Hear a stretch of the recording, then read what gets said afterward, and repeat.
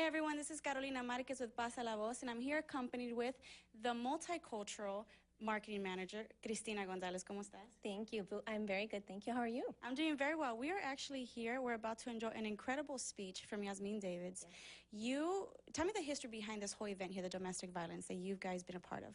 Well, Verizon Wireless has been a part of the prevention of domestic violence for years through our Hope Line program. And together with our Hope Line program, we met with Yasmin Davids and created Mobilizing Voices Hope Line as a means of reaching our Latino youth and teaching them about the prevention of domestic violence and healthy dating. Now, how long have you been doing this with Yasmin Davids? Is this the first year that you guys gotten together? This is the first year of the program, and we're very excited to kick it off at USC. Now, how do you go about with the community inviting there? Because there are a lot of young people outside, a lot of young Latinos. How did you go about inviting all of them over, or like as far as the promoting side? It's important for us to make sure that we have Latino youth represented. So we worked with the Latino sororities and fraternities to spread the word on campus. And in addition, we met with the LA school districts to invite them and encourage their students to also participate, because at the college level it's important, but we also wanted to make sure that the high school students were aware of it as well. Let's talk about now the importance of this event, the domestic violence, because we know, unfortunately, there are a lot of families that go by it, and I'm sure a lot of Latinos here, and there are actually some students that are going to be awarded some stuff, right, who have shared their stories, whatnot. Well, we have had the privilege of, through our mobilizingvoices.com website, of allowing individuals to share their stories with us online. And through that, we chose 4 stories where they are going to be presented this evening with a certificate proclamation, a congressional proclamation, and will also receive $5,000 grant to a shelter in their name. So we're really excited to have them here because it takes a lot of courage to share your story, and they have a pretty large audience here this evening. Now, as far as at the end of this event, which I'm sure is going to be an incredible event, how can we invite the community to become more aware of the situation? I'm not too sure if you have a website or some kind of sessions where they can go and talk about this. We have several resources available, and that's a great question. The first thing is our mobilizingvoices.com website. That's a huge thing because it has a lot of resources available. The other thing that people can do at an individual level is donate their previously used cell phones and accessories. Doesn't have to be Verizon Wireless, although we like it. Keep it Verizon, baby. Keep it Verizon. But they can donate their previously used cell phones, accessories to any Verizon Wireless store. We turn around and recycle those items and provide them to survivors of domestic violence with airtime. So that's what individuals can do on a one-on-one basis. But the larger cause, if unfortunately someone has a family member that's been victimized by domestic violence or a healthy dating or an unhealthy dating situation, they should go to mobilizingvoices.com. Now, as far as the domestic violence, which is a very important issue, does Verizon get involved with any other issues at the moment? No, you know what? The prevention of domestic violence is our only cause that we support because it is so important and it's impactful. It's unfortunately, in fact, one of our senior executive leaders, his sister was negatively impacted by domestic violence. And so this is our company's charitable cause. We feel very strongly about reaching the community, and for us, reaching the Latino community through the Mobilizing Voices Hope Line prevention program. Is there anything, lastly, that you would like to share with the community, either to invite them to these kind of resources that you talk about it?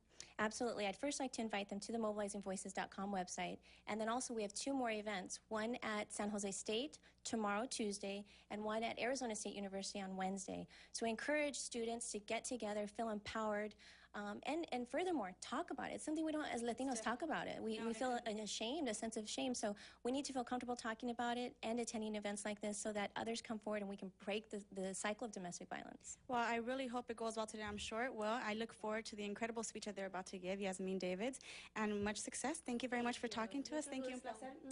Everyone, we got a lot more Pasa la Voz. Do not go anywhere.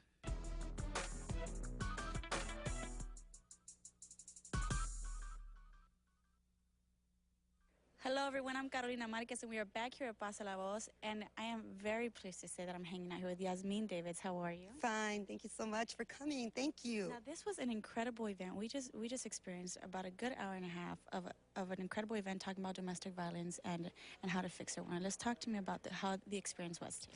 It was phenomenal. It was about reaching out to the youth and empowering them at their level and telling them, hey, this is not right.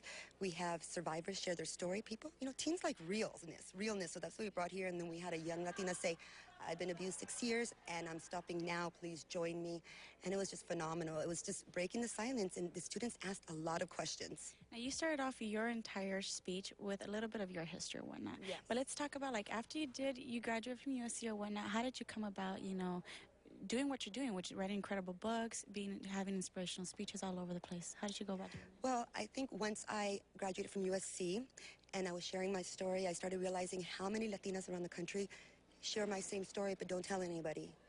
And they were coming up to me just telling me without even knowing me because they knew that they felt safe. And I said, you know, somebody needs to talk about this.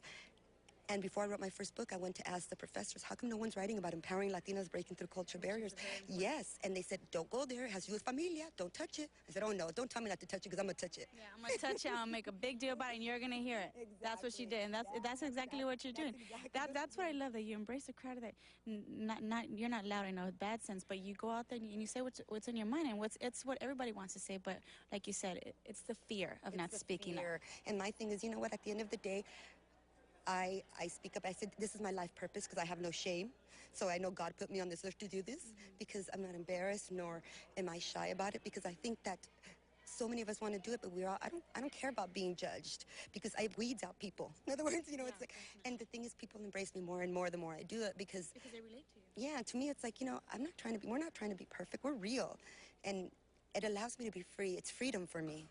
Especially when you touch people's lives, as you do here, and all the testimonies that you get from the people reading your books and the speeches that you give. It's phenomenal. I get emails from, like Christine, she was really literally ready to kill herself before she emailed me, and this campaign has allowed her to give her a bigger purpose. She says, it's bigger than me, Yasmin. This is what's going to keep her strong, to not go back. Now, you talk about the importance of community. You're obviously big on community and whatnot, and you mentioned that community conquers violence. Right, let's talk to me about that. Well, I truly believe that, especially as a Latino community, we're powerful in strength, like familia, but alone we're very scared to do things because we don't want to be judged once again. So, especially that's why I said I have to focus on community for this event.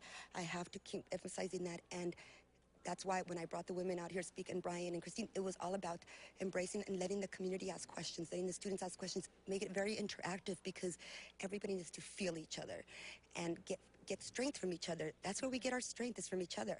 Now, you obviously have affected many lives or whatnot through the books, through the inspirational speeches that you've done, I'm sure all over, hopefully all over the world. Yes, and because, all over the world. What is your main mission or your message that you want to, you know, I see myself as a liaison between the silence and the freedom.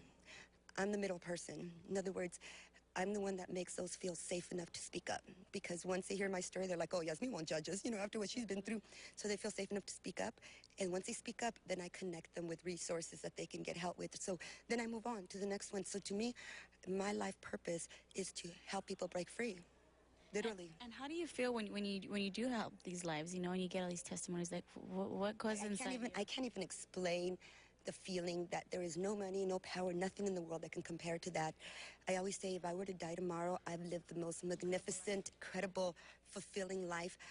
Every day I live in bliss. Literally, people don't believe that, but it's because I know every day that my whole life, and I'm getting paid, my whole life is dedicated to helping people. I mean, it's a blessing. Now, we had an incredible panel, and I think it was a great interaction with the audience and whatnot, and as well as yourself. And they were asked a question about forgiveness and anger. How would you answer that question? You know, I was going to mention it, but I said, well, you know, let the panelists answer it. And I truly believe that forgiveness to the abuser is about yourself, because when you forgive them, you surrender to. I know my father was abused when he was young, and if anything, it's like, it's not forgiving what they did, it's forgiving them to not hold anger towards them, because if you hold on to that, it's poison for you. So to me, forgiveness is freedom. It's freedom, so I forgive in order to provide myself with freedom. It's very true.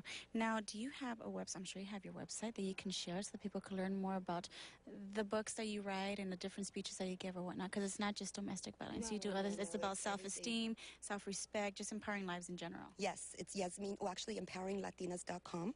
That's a website. And it's everything having to do with empowerment, domestic violence, financial empowerment, anything having to do with take control of your life and your destiny, and not allow anyone to disrespect you, whichever way. People will treat you the way you allow yourself to be treated. Now, before we leave, because I know you have to take off and do some book signings, some last words to Latinas, to the community out there. And that is that you are beautiful Latina queens, and don't ever allow anyone to disrespect you in any way. And if they do, just email me and we'll talk. And she'll talk because she'll let them know. Apparently she says everything that's on her mind. Well, thank you so much for your time. Thank you. And your wisdom, I'm sure it's going to continue for people to take action. So thank you very much, and good luck with everything else.